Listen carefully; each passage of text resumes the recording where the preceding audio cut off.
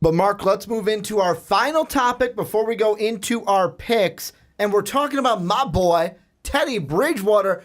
Teddy Bridge over troubled waters. He could be coming back, Mark. Maybe. He could be coming back. Maybe. Here's the stipulation. So, doctors, the same doctor that performed the surgery on Teddy's dislocated knee, cleared him to play. Here's where we're at right now. Just plain and simple. He's on the PUP list. If they remove him from the PUP list, they virtually have 3 weeks to decide what to do. After 3 weeks, they can either put him on the IR or they can put him on the active roster. If they put him on the active roster, that means he's close to playing this year. Here's what I want to ask you. Do you think, or should Teddy Bridgewater play this season? I don't know. I mean, I'm a little nervous about it because, I mean, that's a devastating injury for sure. That he had. And there were people out there who thought that his career would end. Now, of course, people might have been able to say the same thing about Adrian Peterson not that long ago, and look what happened when he came back. The thing that I think about with now I want to say Adrian Peterson. Same thing though. Teddy Bridgewater Also had a torn ACL. that's what I was just saying. The thing I want to say about Teddy Bridgewater is, I think if I'm the Minnesota Vikings, I'm not doing anything right now. Just gonna let him sit there. I don't have to activate him yet. I got 3 weeks. Well, according to the it's Chris Tonsilson, I think is the name. I'm sorry if I mispronounced that. Of the St. Paul Pioneer Press, he says that he'll stay on the PUP list until he's ready to play, is what Zimmer said on Monday. He hasn't practiced in 14 months, so we're not going to overdo it Wednesday. You got 3 weeks with this guy. So let me see how Case Keenum continues to play. Let me see him play against the Ravens, a team which I just saw the Bears beat him. I feel like I can beat him. Then let me see him against the Browns. I feel really good about beating him against the Browns. The Redskins might be the London game tough. too. Yeah, it might be the only tough one here. But let's see how he does, because right now, Case Keenum, minus a few little completion percentage issues in a couple of games, has done really well. And they're not asking better than him. I thought. They're not asking him to do that much. But here's the thing. And maybe people are going to be using some rose-colored glasses here, but did the Minnesota Vikings ever really ask Teddy Bridgewater to do that much either? Teddy Bridgewater was known for, and I'm not using this as an insult, being a game manager, for not fucking it up, for doing what he needed to do and then letting the great defense keep the game close and letting Adrian Peterson drive the ball home. And then he was benefited from that, and he can do it. Case Keenum can do that. He is showing right now that he can do that. He is a 5 touchdowns, 1 interception. That's awesome. You're definitely excited about that. He's not going to blow anybody away, but he's not going to lose you games. I think you have to be very careful with Teddy Bridgewater here, because if you rush him in too soon, he goes out there. If he gets hurt again, I don't know if there's any coming back. If he goes out there and just isn't very good, maybe it's rust, who knows what it is. But then there's all of a sudden this pressure of, great, he got hurt and now he's ruined. Now we got to get a new quarterback. And there's that question that now you have to answer. I am personally leaning towards saying, let Case Keenum be out there and let Case Keenum continue playing, assuming that he does well in these next 2 games for sure. But let him keep going out there, because I don't know. 100% Teddy Bridgewater is a better quarterback than Case Keenum is. But I don't know if the difference is so much to where this great defense and this surprisingly good with McKinnon run game, I don't know if the improvement is that much to where it really makes a difference. I don't know that I would have said that the Minnesota Vikings were a Super Bowl team before. I'm still not going to say that. But they're a playoff team with, if it's Teddy Bridgewater or if it's Case Keenum, either way, I think they're a playoff team. Well, and the thing that I'm kind of in the same boat as you, because originally when people were talking about, oh my God, Teddy Bridgewater could play this year, there's a part of me that got excited, but then there was a part of me that was like, does he need to? Like, I'm going to relate it to baseball. And the thing that I thought of in my head was the Washington Nationals. Washington Nationals in 2012. I know it's a little bit of a different situation, but stay with me. 2012 was arguably the Nationals' best year to win the World Series. Many thought they were going to do it. They were the best team in the NL, could go and do it. What did they do that year? Steven Strasburg is on an innings limit. We're shutting them down for the playoffs. Worst decision they ever did. They lose that first series in 5 games to the Cardinals. They don't win the World Series that year. Should have never shut them down, in my opinion. Now, the thing that's different, are people expecting the Vikings to win the Super Bowl this year? No. But the thing that makes it interesting is the Aaron Rodgers injury, what we already talked about earlier in the podcast. Because now that Aaron Rodgers is down, that opens up not only the NFC, but it opens up a bye week. It opens up a top 2 seed in the NFL. It even opens up, I'll say it, home field advantage for the Vikings. We're only 1 game behind the Eagles right now. Anything can happen between now and the playoffs after week 17.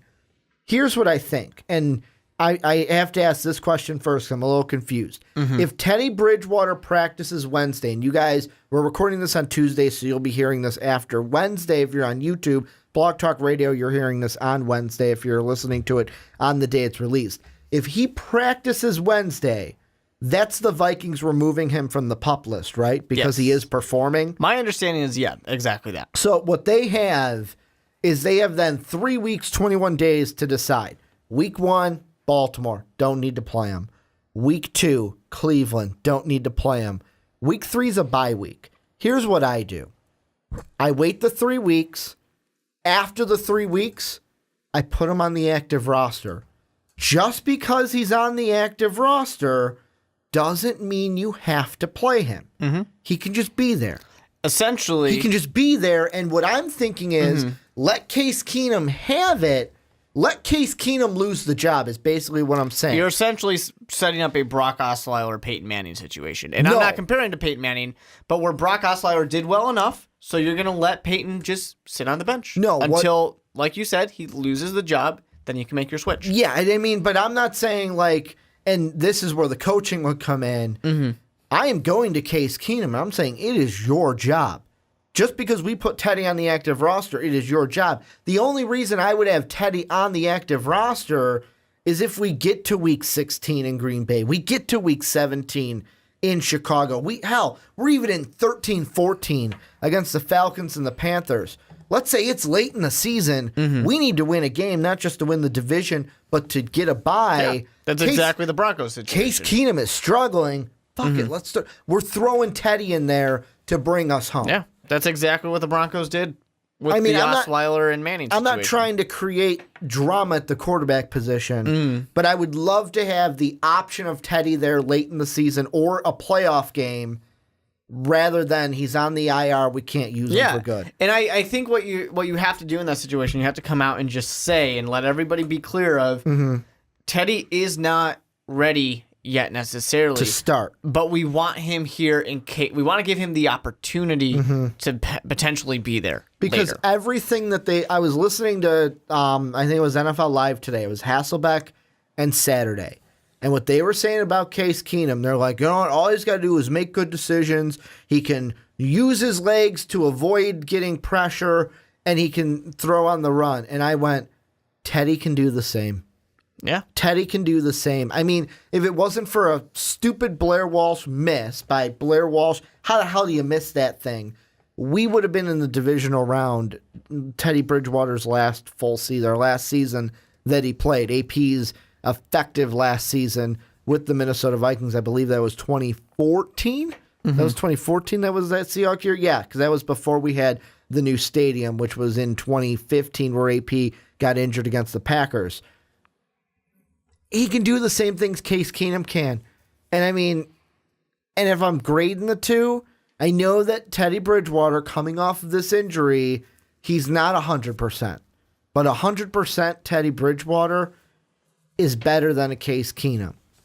And if they can do the same things, and if we're in a game where it's like Keenum's not looking good, I would put more of my trust in Teddy Bridgewater. Now, the thing that helps is our defense is still strong.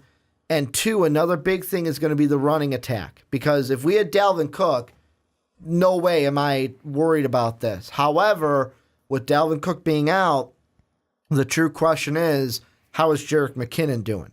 If McKinnon's still performing like he has the last 2 weeks, then I'm like, fine. I'm confident throwing Teddy Bridgewater out there if we have to because we have a run game for him. But if McKinnon starts to struggle, then I get worried because if we don't have that run game behind him, that's going to mean trouble for Teddy Bridgewater. Yeah, it's going to be trouble for whoever's out there. I think it's interesting, and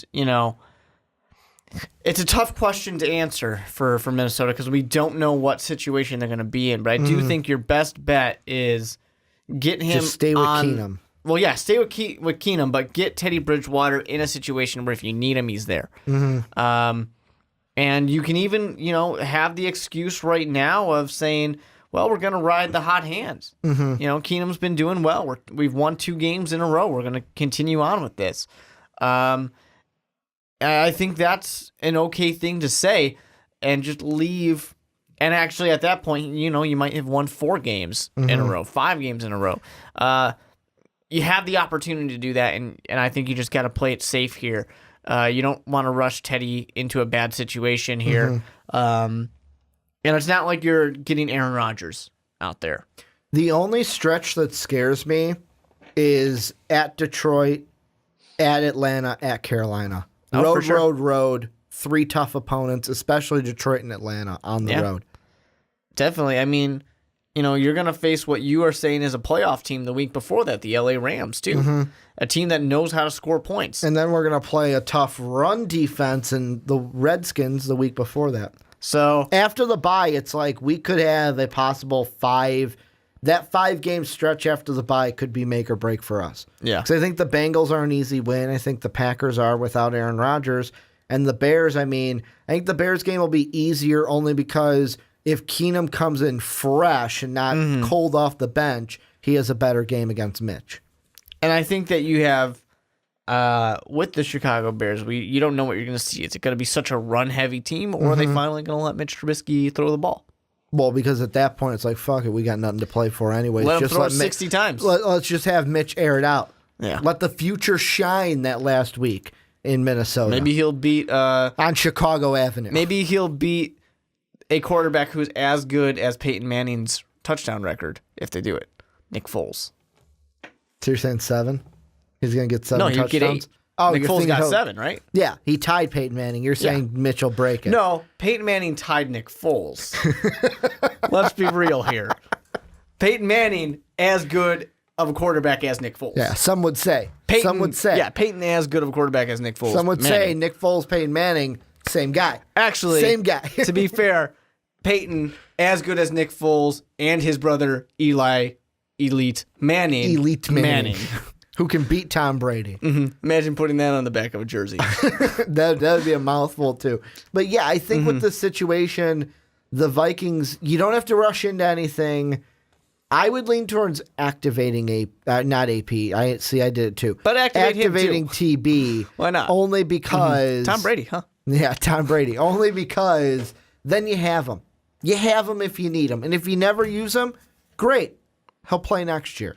However, if you need him late in the year, you need the guy to go to that you're like. Let's be honest. A healthy Teddy Bridgewater is definitely our starter.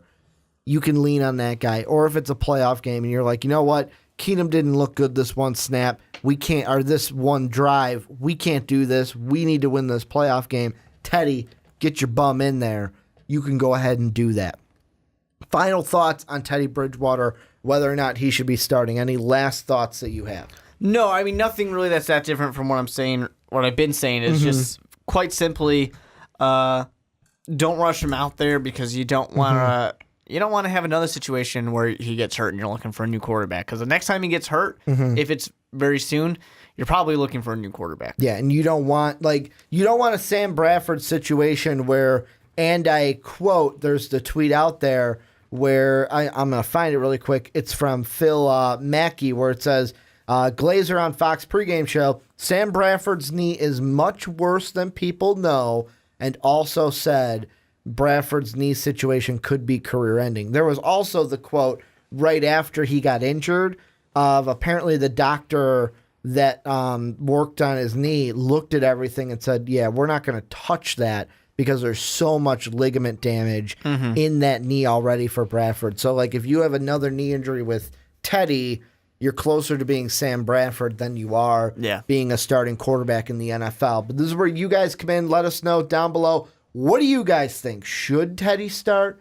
Will Teddy start? If you're the Vikings, do you put him on the IR, say I'm waiting until next year, or do you put him on the active roster and play him this season at some point? Let us know what you guys think down below in the comment section.